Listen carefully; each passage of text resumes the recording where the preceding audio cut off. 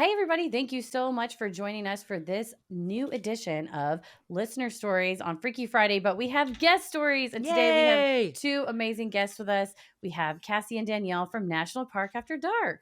Hello. Welcome. Hello. Thank you for having us. Thank you so much for joining us. We've been listening to y'all. We're big fans.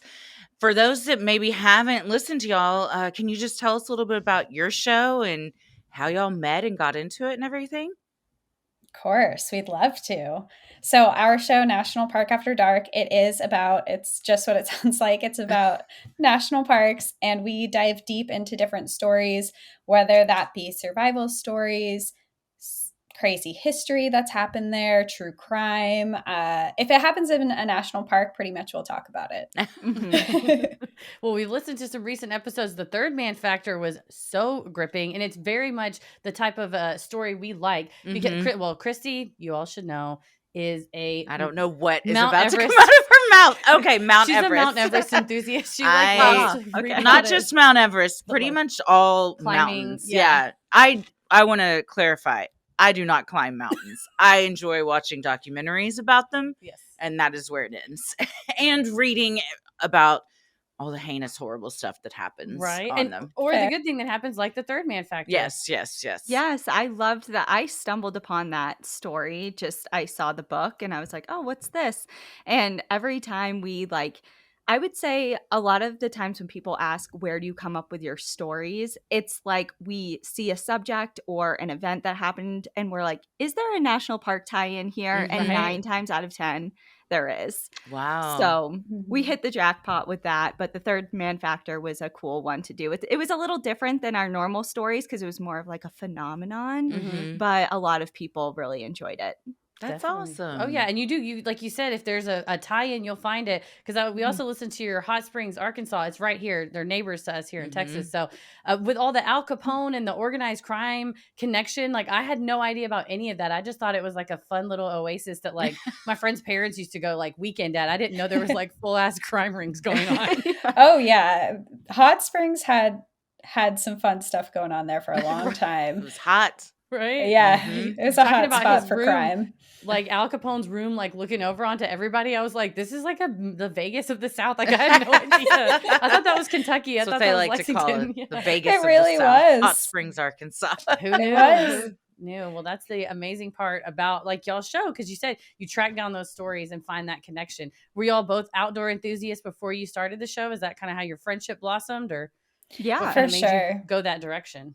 Yeah, sure. So Cassie and I met, we were just talking about this the other day. We think in 2016. Yeah. Yeah. We grew up in southern New Hampshire together, just in neighboring towns. After college, we ended up working at the same veterinary hospital. We were vet techs for a very long time. And that is how we met and connected, aside from maybe bumping shoulders or rubbing elbows at parties throughout high school and college. We might have met and never inadvertently. knew each other. Yeah. But other than that, that's where we really met. And of course, our job was indoors, but on our off time, we would spend a lot of time hiking the White Mountains in New Hampshire and gabbing it up at work about the stories that we now share in a much more eloquent way. So yeah, that's kind of how that started. And then we moved from southern New Hampshire to different parts of the country, and we just kept the conversation going in the format of the podcast. So that's how it was born. It's beautiful. I love that. We Where love do you each both live now? I'm located in Vermont. Okay. And I'm out in Colorado. Nice. We were Nice. just in You were Denver. there at our show. You're Danielle. Oh, that's you're at our right. show. Yes, you Thank came. you. Thank That's you so right. much. Thank you so much. Yeah, Yes. of course. I hope you liked it. Well, That's good. That's awesome. I remember now. Yeah, y'all tagged us in it, and we were very excited. So that's We awesome. were stoked to see it. I was like, I was just listening to you. What's up? That's awesome. Well, yeah. Well, Nice. we hear you have some stories to share with us today. Yes, your own Freaky Friday Odd but true. stories. Yeah. We sure do. We wrote them out for you, so we have all the juicy details in I here. love it. Appreciate Okay. it. We're ready. Well, I'd love to go first. Yes, Go for please. it, Cassie. Yeah. All right. My story takes place a few years ago in November of 2018. I had traveled several hours away to visit a close friend of mine from college. She lived in a very small New England town. And to give you a visual of this town, the population is only a couple thousand people. And besides a convenience store, pizza place, and a really quaint little ice cream shop that doubles as a farm petting zoo, there's nothing to do in this town. I arrived to her house late morning, and it was quickly decided, based on the cold weather, that we would be spending the day indoors. Our plan was to catch up, cook some food at home, and binge watch Netflix. It would just be the three of us, her and I, and her rescue dog, Bruce.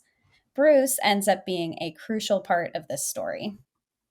Bruce's past is a little unknown, as he came to a rescue up north after being rescued in southern Georgia. After my friend had him DNA tested, she learned he was a mix of pit bull, husky, and it was reported unknown. If you see him, though, he looks like one of those wild dingoes from Australia. He's super sweet. He loves people. He loves affection and cuddling. But if you first glance at him, he looks pretty intimidating. Whatever his past was, it left him with several scars across his face, neck, back, and hind, and it turned him to appear to be this wild and maybe very unfriendly dog, despite that not being the case. Anyway, we had made our food and settled onto the couch to watch Netflix when we suddenly heard a knock on the door and Bruce jumped up. My friend had noticed her landlord outside earlier and told me it was probably them before getting up off the couch to answer the door.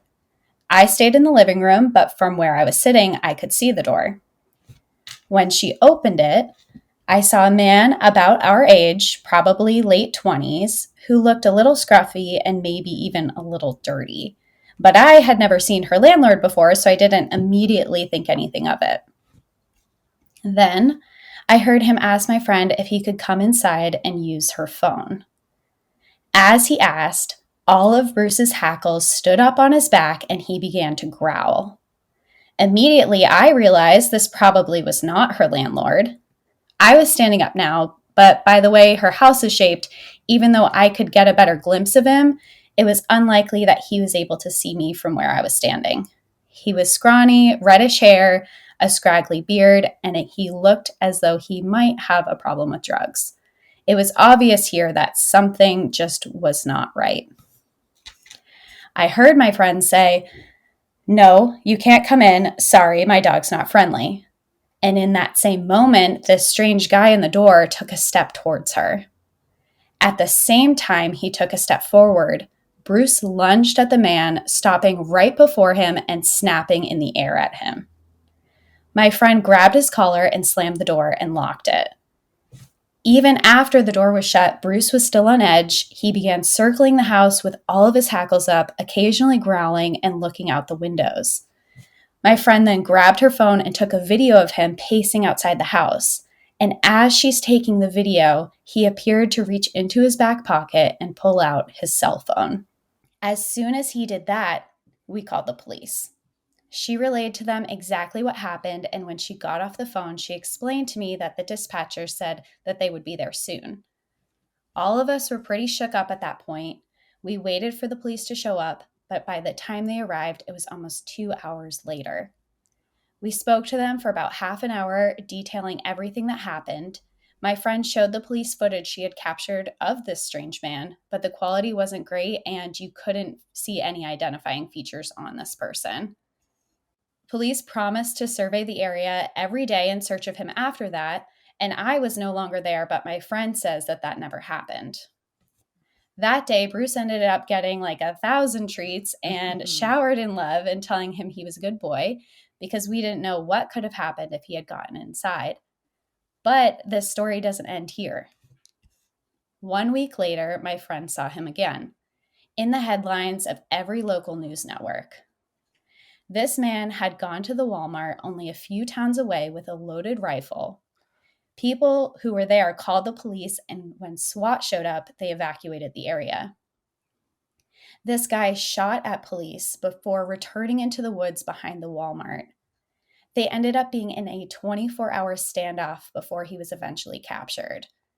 Police used helicopter surveillance and infrared vision to see that he was still in the woods behind the Walmart, and they discovered that he had actually been living back there. Turns out he was also wanted on 3 warrants of criminal threatening and 4 warrants of theft. Earlier the day of the incident, his father had actually gone to the woods where he was living and noticed that he had several guns out there. He reported it to police and said that his son was talking, quote unquote, crazy about the government and the Waco, Texas incident and gave the police GPS coordinates to his location. Before police arrived to the scene, people had seen him walking around the parking lot with the rifle, and that's when they had called the police.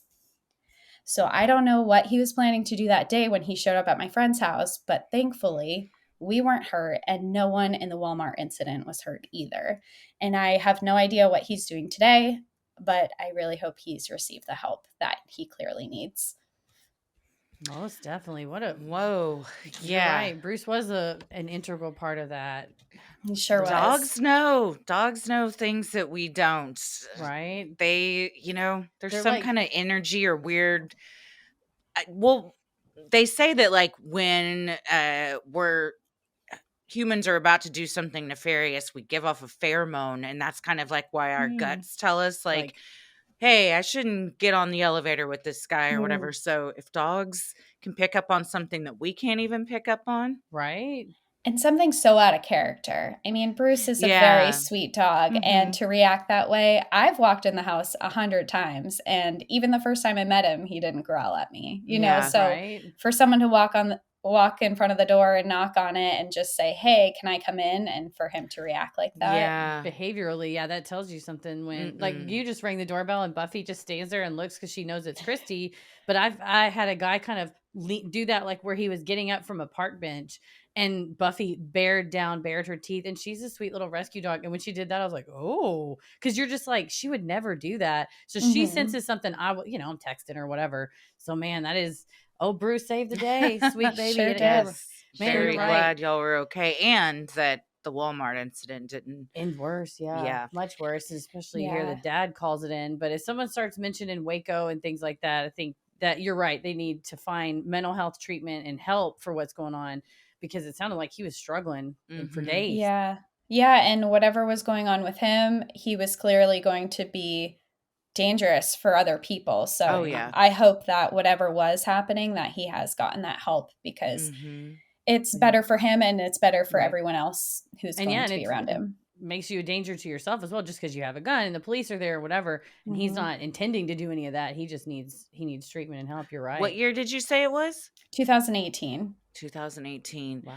That's still so interesting that he would mention like the Waco incident when it wasn't, he was a child probably. Right. Yeah, it's not like it was happened. a recent. Yeah. That he would really like relate to in a like, oh, this is a peer type of way. Right. It's just a story, and he's read about. It's like a buzzword, I think, too, for like the post 2016, like when people started getting more into conspiracy theories and stuff. Like it was just like Waco and that stuff. Like if they didn't remember firsthand it going down, it could get distorted. And you believe, oh, it was just like Waco. It's like, it's a little different, sir. We being 2 hours from Waco, and I was in middle school when that happened. I remember it very well. So it's it's definitely not something anybody should emulate and try and recreate. So I hope he is getting help. Yeah, for sure. Most definitely.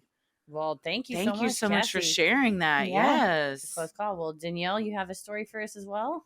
I do. And unfortunately, I have several, so I had to pin it down. Share as many as you want. Weird things happen to me. Yeah. But no, I'll just share one. And this also takes place in a small New England town in 2011. I can't even speak. 2011. 2011.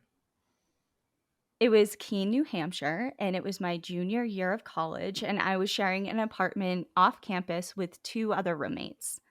The apartment building wasn't what you may be imagining. It was only 4 small units, as the building was a converted 1910 single-family home, complete with everything you'd imagine from a 1910 New England home. Creaky, uneven wooden floorboards, dirt floor basement complete with one singular hanging light bulb you had to turn on with a long string, and walls that held over a century of stories. The stories of that year, however, were mostly alcohol-soaked nights, belly-splitting laughter, and family dinner nights, which 9 times out of 10 consisted of late-night slices of Domino's pizza with a side of PBR. Despite the overall creep factor our building gave, nothing creepy really ever happened, much to my dismay. I've always been a paranormal girl and actively sought out the strange and unusual. So when I learned that my building was over 100 years old when I first moved in, I think I may have even given a little fist pump. Unfortunately, something creepy did happen to me in that building, just not in the way that I would have imagined. It was New Year's Eve, and I was spending the night in the apartment with my then boyfriend. Just to give some context, Keene State College is a very small state school in a small New Hampshire town. Its biggest claim to fame is being used as the set for Jumanji, the OG Jumanji with Robin Williams.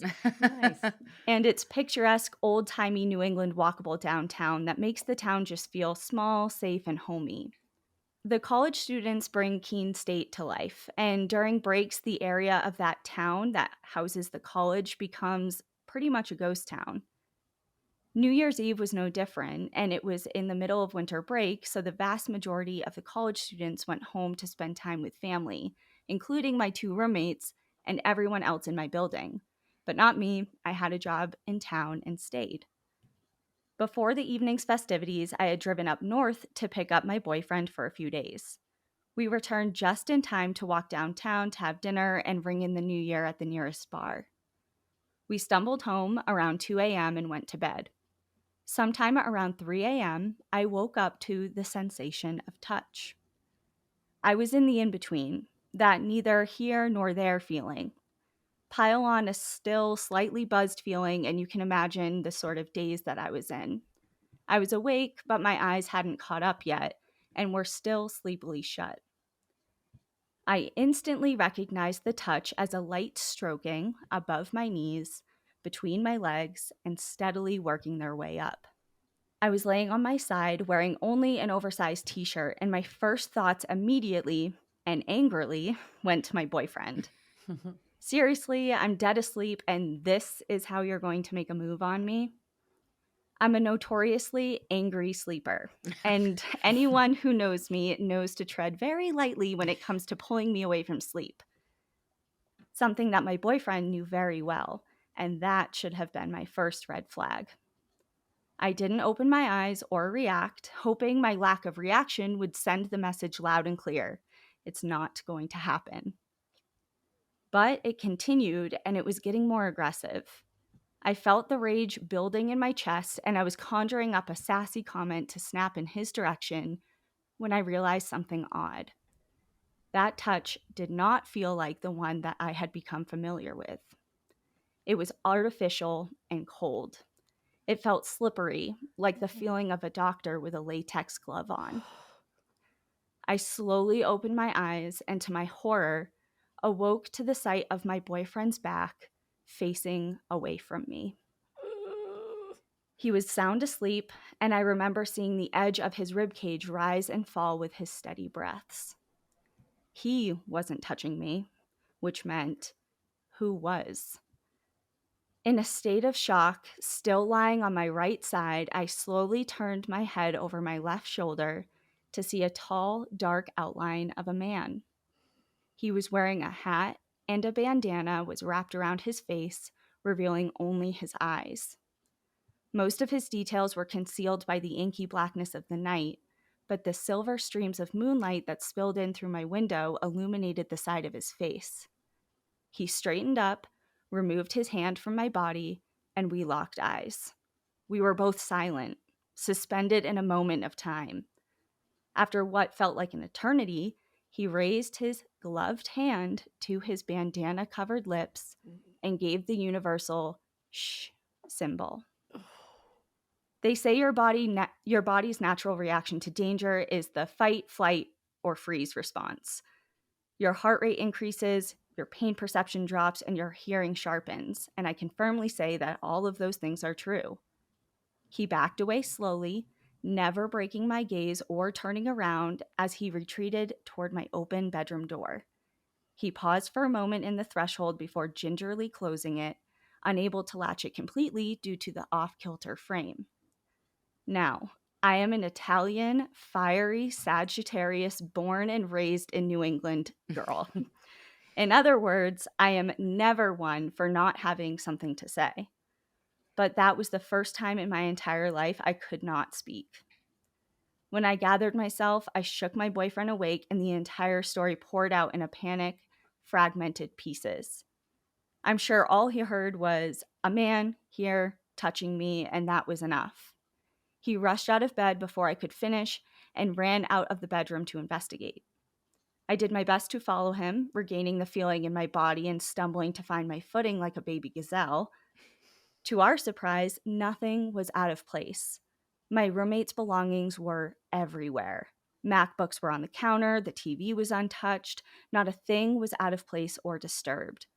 The front door was unlocked, but we weren't sure if we forgot to lock it when we came in earlier that night in our drunken state. None of the windows were unlocked, ajar, or broken. After scanning the apartment and looking into the small hallway and out the front door that opened into the parking lot, he suggested that I experienced a night terror or a really bad dream. Who breaks in and doesn't steal anything, he asked. But I was standing firm. Raising his eyebrows and suspicions, he then went on to tell me I probably just encountered a ghost. After all, I had always been a paranormal fan and the building was super old. After playing out our amateur crime scene investigation, I reluctantly gave in to his ghost gaslighting. The next day started slowly and consisted of a lot of retelling of events, me reiterating, God, it was just so real. Trying my best to shake it off, I was looking everywhere for my things. I'm not known for my tidiness and had been buzzed when I got back, but this was out of the norm even for me. For the life of me, I couldn't find my phone or my wallet. I told my boyfriend about my missing things, and I could almost feel him rolling his eyes at me as he picked up his pants that were in a crumpled mess next to the bed, laying right where he took them off the night before, to grab his phone to locate mine. As he was in the middle of giving me flack for losing my things, his face went white. His wallet and his phone were gone from the pockets.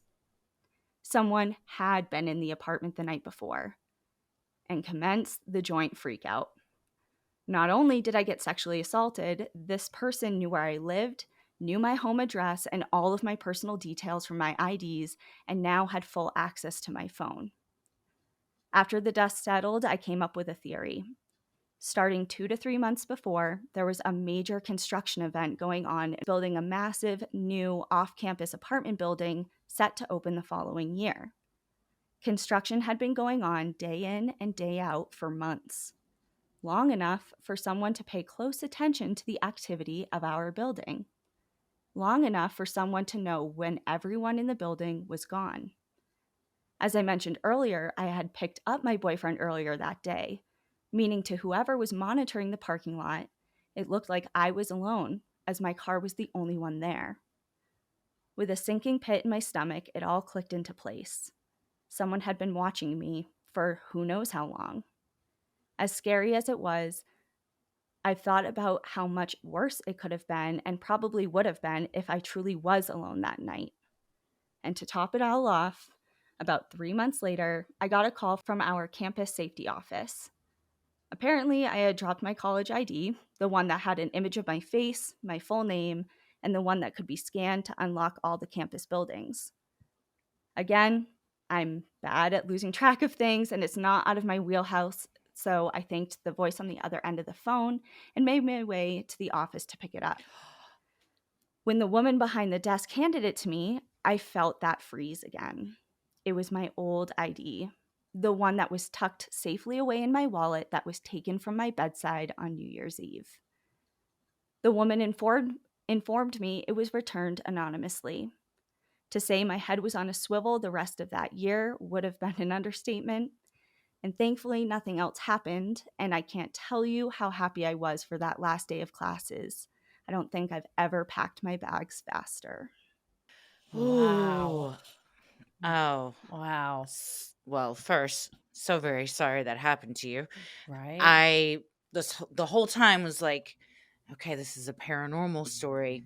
And then you got me. The true I gotcha. terror Yeah. is humans. Well, Flesh and I blood. Oh, the scariest thing of all. Yes. An Yeah. actual person being there. Oh, man. And I really was gaslit for a little bit. Like, I really Right. Yeah. was convinced. Like, he did a good job of convincing me that that was just like some creepy thing. And The Hat Man. it was, Right. you know, like, it was just like, well, maybe, I don't know. And like all of these things were piling up. Like, my roommates left in, you know, you picture a college girls dorm Mhm. or apartment, like there's things everywhere, and not a single thing was touched or Yeah. taken or disrupted. He's like, who breaks in and doesn't take a thing? It's like someone with different intentions. Yeah, Yes. exactly. Right. The And intent wasn't to rob everyone. right. No. So that was really, that shook me up pretty good. And Yeah. Man. yeah, so that was quite a while ago. And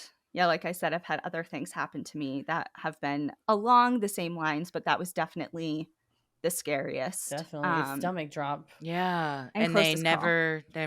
never caught him. Nope, I'm never assuming. caught him. And I had no real description to even Yeah. give. Because And the bandana. just because Mhm. it was a bandana over his face, and then he had like a covering. It was just his eyes. I was also pretty buzzed. It was the middle of the Yeah. night. It happened Yeah. so fast. But I do remember. So obviously, me and my boyfriend at the time, we're now out. We don't have phones. We don't have money. We have nothing. So I remember scrounging up for change. And we went down to like the local 7-Eleven and used, that was the last time I've ever used a payphone. And I've Right. called my mom Aw. and I told her, and she's like, we'll order you a Domino's pizza for dinner because I don't have any, my car's out of Yeah. gas. I can't get anything. Right. And yeah, it was pretty frightening, but thankfully I only had a couple more months there and moved Wow. on. Right. Did they ever recover either phone No. Or No wallet or wallet? anything. Yeah. And then it was just the single, I feel like Yeah. it was like taunting me. Yeah. That's creepy. Because then it's like now you know that they know where you go, that they looked through it, that Or yeah, it's kind of a message like, hey, still around. I'm still here, by the way. Unless he tossed it and A stranger picked it up and turned it in. But do you think that the perpetrator was the one that actually turned it in?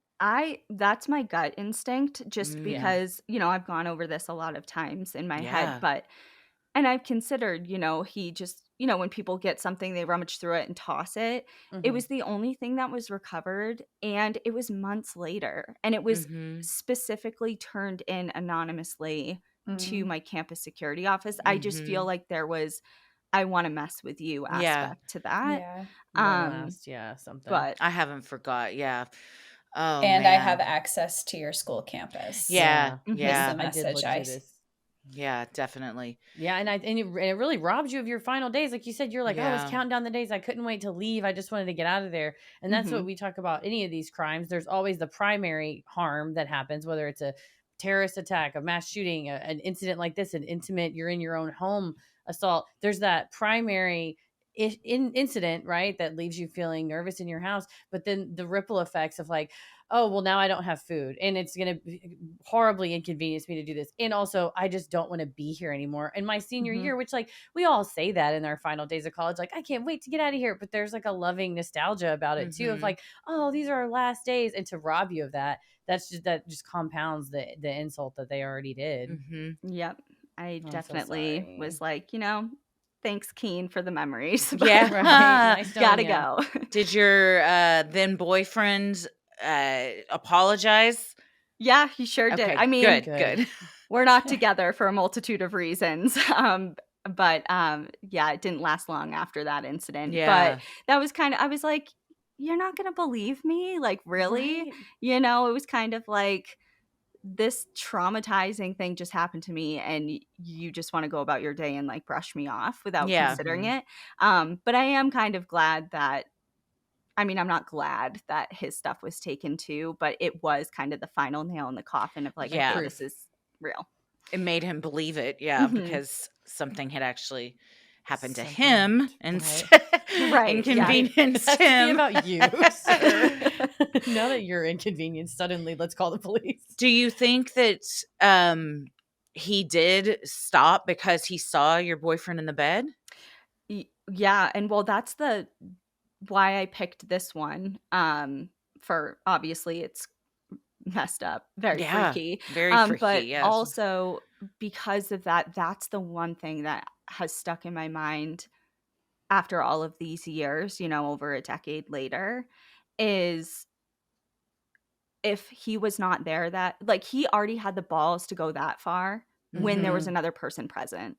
Yeah. Right. And if that my boyfriend at the time was not there, I know in my heart of hearts that something way worse would have happened to me. Yeah. Because obviously he came prepared. He had gloves on, he had masks on, he knew. And he Yeah. wasn't about to come in to an apartment building full of people, or even an apartment, my apartment, with multiple girls in there. Mhm. Like, I think he was very selective when he chose to act, and he had intentions that were not great. Yeah. No. Oh, man. Well, Horrifying. I'm very, very happy that your then boyfriend was there Right. to at least prevent something worse from happening. But still, that kind of assault is so violating, and obviously, over a decade later, you're still thinking about it. And I always think like that guy.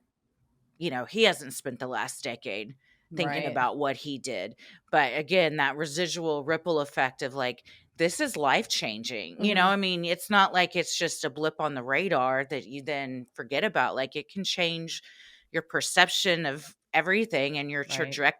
trajectory in life in general. So, um, fuck that guy. Yeah, That's Yeah, all. fuck And- that guy. Fuck that Fuck that guy. guy. And his bandana. Fuck that Fuck guy. him and his bandana. I hope Yeah. he fell in the ocean and Yes. was swept away hard. Yeah. Like, Yeah. yeah, because you don't stop, right? Like if you've gotten to that It point, seems stuff, like yeah. that's, like, I mean, y'all see too, there's an escalation with perpetrators like this. So Yeah, if, we got that far. yeah, hopefully that there wasn't another victim after you. So, Well, I think yeah. about that often too, Yeah. because of that exact thing. It's like, this clearly in my mind was not the first time he did something like this, and it probably wasn't the last. Mhm. So Yeah. But you did the right thing as far as calling it in, looking around, trying to do what you can to report. I don't have much, but he was wearing a bandana and gloves, and it was this place at this time, and this construction was going on. So maybe hopefully he didn't attack anybody else, but if he attempted it, maybe somebody got arrested somewhere and you just were not aware of it. But I'm also a ridiculously optimistic person to think that, and just in life in general. So that's just let's me stick with trying to that be like, kind of but guys, thinking. like, probably he's in jail, right? Yeah. But probably he went and Honestly. attacked another person a See, couple I'm more more with you. times. Yep. Yeah. It's Yeah. probably what happened. But for real though, like, good for you for not ignoring your gut and knowing that, like, no, I know what happened to me, because it is so easy for guys, first responders, whatever, police to kind of diminish that. Like, all right, but you came home drunk and you were drunk. So, you might have Oh. been asleep. And it's like, no, I know what happened. I Mhm. know when I'm dreaming, and I know Mhm. the feeling of like a gloved hand going up my leg. So Right. not letting them like further gaslight you, and Mm-hmm. stay strong to what Oh, you yeah. knew was what really happened to you. Believe women. That's It's what a Believe I'm lesson. saying. women and Yeah. stand firm. That's right. Yes. Yeah, yes. right. Believe women, and if you're the one not being believed, stand firm and don't let anybody ghost gaslight you. Which, for your love of the paranormal, that's fucked up. Your ex was gonna choose to be Right? like, "Well, you love ghosts so much, maybe it was a ghost." It's like, how dare you? Like, I know, you're gonna sir. ghost victim blame me? Like, I brought this on myself because I dare like you? ghosts. This I is a whole know. new level of victim blaming. Yeah, it's And I'm a like- whole new level of gaslighting right Yes. there. Like, Gaslighting. don't use I my don't like it. passions against me. No, okay? don't besmirch the good parts of ghosts and Right. accuse them of something they didn't do. He Yeah. would never. Those ghosts would never. Well, Yeah, thank so, you for yeah, fuck sharing him that and and being fuck so that other guy. vulnerable. Yes, Yeah, fuck all of them. them. I him love to the this moon. though, because whenever we have guests on that share stories like this, because we unfortunately get so many stories about assault from our listeners for things like this. And so often when we're reading their stories, we can't ask them questions in real time and hear like what you just said of like, you still think about that stuff, and like how you've thought about this so much, and I think that's really powerful for people to know, like, you're not alone if you can't, just like brush it off, which you shouldn't. Like, it's okay that it becomes a part of your story. You just, use it to spread awareness like you are, and hopefully help other people heal and feel less alone. Yeah, I agree. Very well said. Thank y'all so much for coming on and sharing your stories. Both super freaky, and I'm glad that both of you weren't more affected than you were from both of those. Definitely a lesson Thank too. you. Like you said, listen to either your own gut, or if you have a sweet rescue dog's gut too, of just That's that right. prickle, that moment of like, hang on a minute, and tuning into that and not letting anybody Yeah. push you out of it. So Yeah, for we sure. appreciate y'all. And where can everybody find you if they want more National Park After Dark? Yeah. Well, they can find us on Instagram, National Park After Dark. On Twitter, we're NPAD Podcast. We have a website, npadpodcast.com, but we mostly use Instagram probably. Or you can find us to listen to us. Those are our socials. But if you want to listen to us, we're on Spotify, Apple, wherever you listen to podcasts. Awesome. You got any exciting things coming up you want to plug before we go? I know you all do trips with your listeners sometimes, right? You have any of those coming up? Sometimes. Sometimes. We booked out our whole year. Oh, they're ready. Oh, awesome. Y'all are What do you ready. have Where are we coming up? We are going to Yosemite next, and Very cool. yeah, we're going to do a Yosemite cleanup, and we're going to invite some volunteers to come with us. I love that. Yeah. When will that be? It's going to be June 13th and 14th, or 14th and 15th. I have to double check. Yeah, we're going to be there for the week, but the event is just a couple of days in the middle there, and then we head off to Alaska, Canada, South Wow. Africa, and Madagascar. God That's damn, incredible. that escalated. Incredible. Incredible. And you at all of these places you're going to be visiting national parks? Yeah. That's Love amazing. it. Every night before bed with my husband and I with our kids will watch like a nature show, and the one we're currently watching is the national park on Netflix that Obama narrates. Yes. Very And cool. oh my gosh, the last one, there was they went to one in the Congo, and I was like, this is the most incredible place So nice. I've ever seen. Like, can people go there? And my daughter commented like, oh, it's very Madagascar from like, the movies and stuff. So I hope you get to experience something just as beautiful. And Spectacular. Alaska, incredible. Yeah, that's Madagascar. amazing. What Yeah, awesome we had trips. some great trip. We have already done Egypt and Patagonia this year. Wow. Missed them. So it's been I'm been just planning on great. tagging along. Yeah, it's been a great opportunity to travel and to bring, our audience with us to experience these things in real life, because telling stories about them is great, but it can only get you so far, and to experience them Incredible. in person is great. Do y'all tell like spooky stories while you're there, or kind of give a history of like spooky stuff that's happened, or is it more just kind of a camping cleanup type of trip? It's kind of more of just a trip where we're doing a lot of hiking, and we actually go with guides because we're not experts in those areas. Yeah. So the guides will actually often tell trips of the area when we're there.